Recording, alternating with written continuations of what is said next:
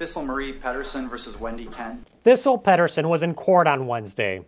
She had learned the hard way freedom of speech doesn't matter. Not to transgender activists, anyway. So much talking about me online and offline that I literally cannot walk into public without worrying that somebody that I don't even know is going to come up to me and punch me in the face, because those are the types of threats that I am seeing. Thistle wanted to get a restraining order against Wendy Kent, who she says is the ringleader behind this online bullying.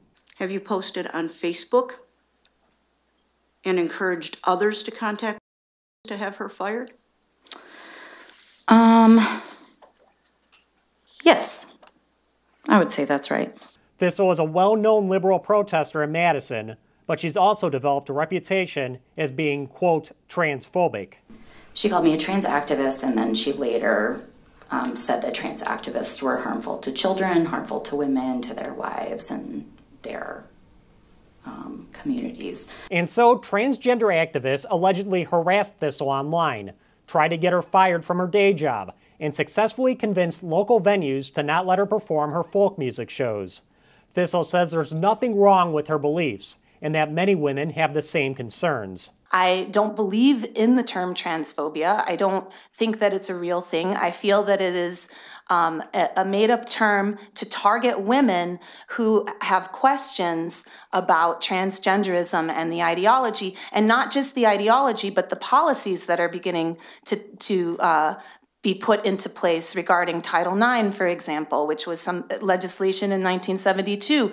Well, they want to take away sex-based protection for girls and women and replace it with gender identity protection for anybody who identifies as a girl or a woman. And I have concerns about that. The bullying by transgender activists is a nationwide problem.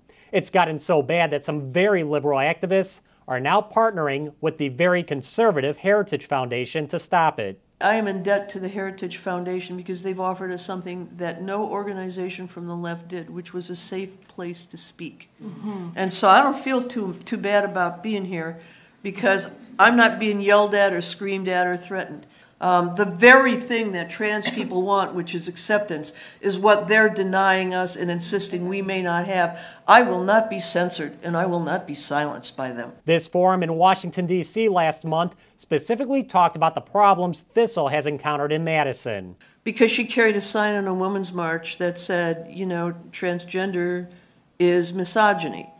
And all of the trans activists got all worked up, and a couple of organizations complained about it. She wasn't allowed to perform.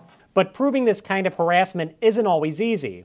Thistle and her lawyer didn't have any actual emails or Facebook posts that allegedly coordinated the attacks, so the judge denied the request for a restraining order.